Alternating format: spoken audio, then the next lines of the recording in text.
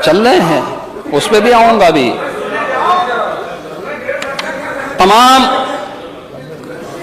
एक खेल एक और चल रहा था, आतंकियों पर लगे मुकदमों को वापस लेने का खेल भी चल रहा था।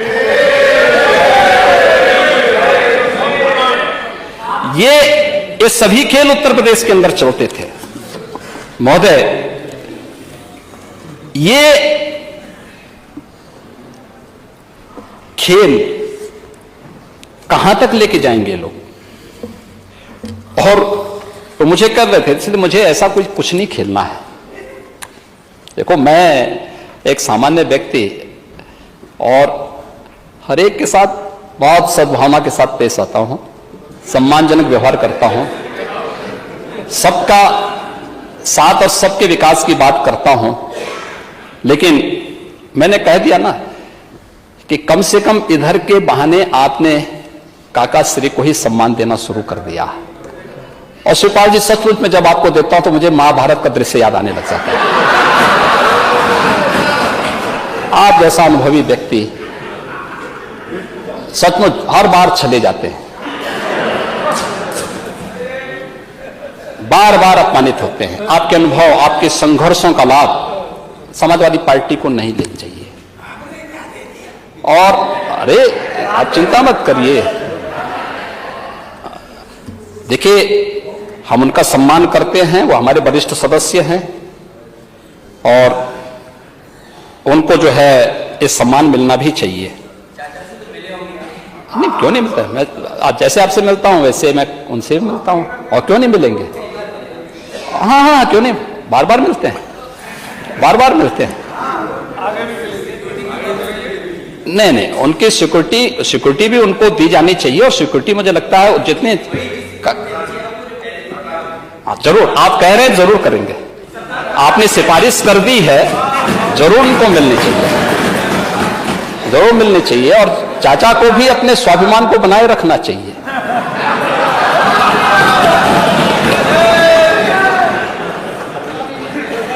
महोदय, लेकिन मैं एक बात जानना चाहता हूँ। सैर पे महोदय,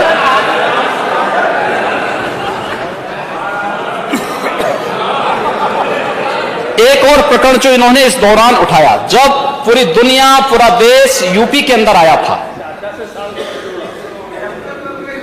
हाँ, आपने आखिर क्यों इतना उनका अपमान कर रहे थे? मुझे इसीलिए लगता है, देखिए मैं सही बता रहा हूं, मैं जब शिवपाल जी को देखता हूं, वो बेचारे सम विषम परिस्थितियों में जिस उसके साथ रहते हैं, उनको देखता हूं तो मुझे महाभारत का दृश्य याद आने लगता है। और मैं उनके कह सकता हूं, और बहुत सहज दृश्य, उनका जो सरल स्वभाव है, तो उस सरल स्वभाव के नाते मैं आपको याद दिलाना चाहता हूं, देखो ज्यादा अपमान करना बंद कर दें, सम्मान देना शुरू करें और उनको उनकी गरिमा के अनुरूप करना चाहिए। महोदय, एक कुछ प्रकरण जो इन्होंने जानबूझ करके उठाए उत्तर प्रदेश के अंदर, ये खासतौर पर जैसे ही ये शुरू हुआ ग्लोबल इन्वेस्टर समिट का, और पूरे देश के अंदर, दुनिया के अंदर हमारे वरिष्ठ सहयोगी मंत्रीगण की टीम जाने लग गई रोड शो के लिए, तो उस समय समाजवादी पार्टी ने अपने यहां से फिर एक नया शगुफा छोड़ने का प्रयास किया। और था मध्यकाल के एक बहुत प्रसिद्ध धार्मिक ग्रंथ को लेकर के, श्री रामचरितमानस को लेकर के, तुलसीदास जी को लेकर के। महोदय, संत तुलसीदास जी ने जिस कालखंड में रामचरितमानस की रचना की थी,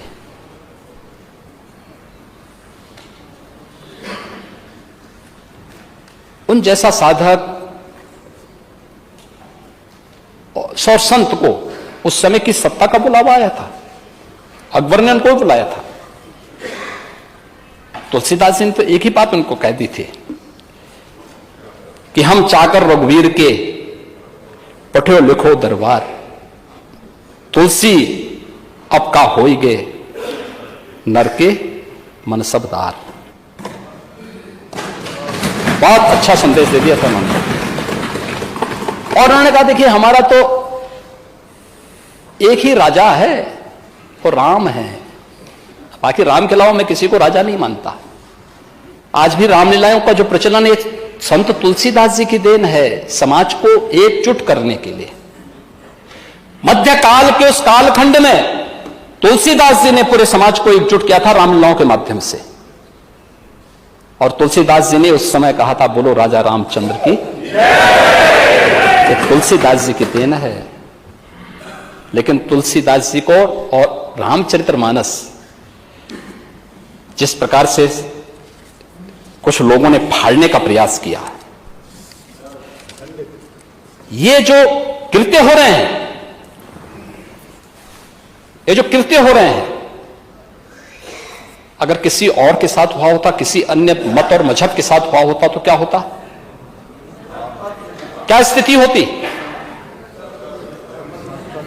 यानी आप जिसकी मर्जी आए वो हिंदुओं का अपमान कर ले,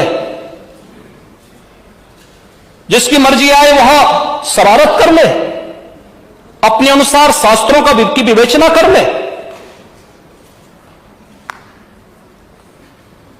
आप पूरे समाज को अपमानित करना चाहते हैं।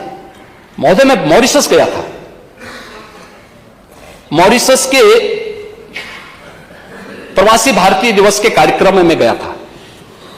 पूर्वी उत्तर प्रदेश और बिहार से पौने 200 वर्ष पहले जो लोग गिरमिटिया मजदूर बनाकर के वहां गए थे, आज वे लोग राष्ट्राध्यक्ष के रूप में हैं अलग अलग देशों में।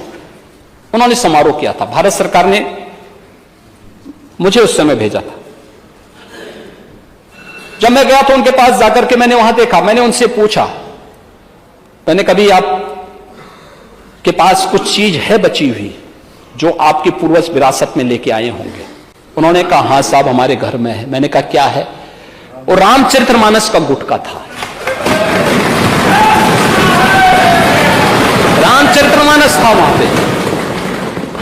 मैंने कहा आप पढ़ना जानते हैं? कहा नहीं पढ़ना नहीं जानते, लेकिन हमने जो विरासत में सीखा है वही हम उसको याद रखते हैं। शुद्ध भोजपुरी में अवधी में लोग बोलते हैं और वही मैं बोलना चाहता हूं महोदय।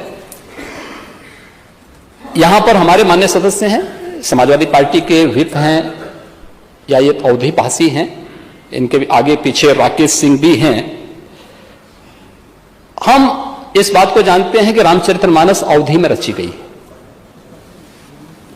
और अवधी का एक वाक्य है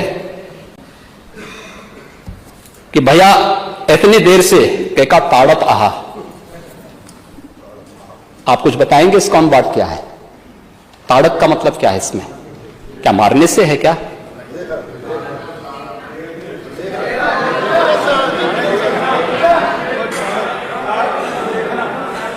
देखने से है न हो। अरे फिर अध्यक्ष महोदय, संरक्षण अध्यक्ष महोदय आपसे संरक्षण है क्योंकि आपने मुझे रोका था, याद है आपको? मैंने आपको मैंने नहीं बोला।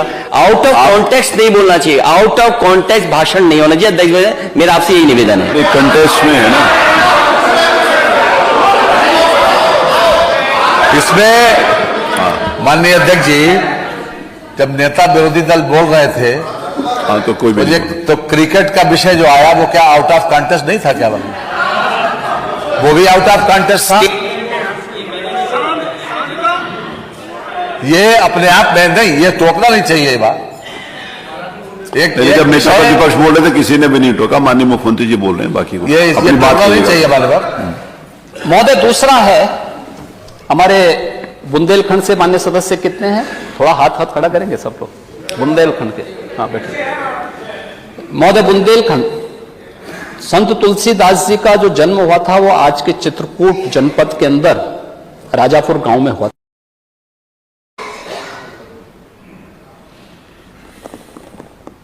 और भी तमाम चल रहे हैं। बुंदेलखंड की क्राइसिस सबसे, भूमाफिया अलग थे, चल रहे हैं, उस पर भी आऊंगा भी। तमाम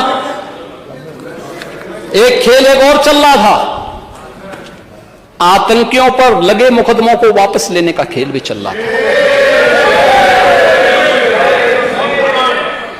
ये सभी खेल उत्तर प्रदेश के अंदर चलते थे। महोदय, ये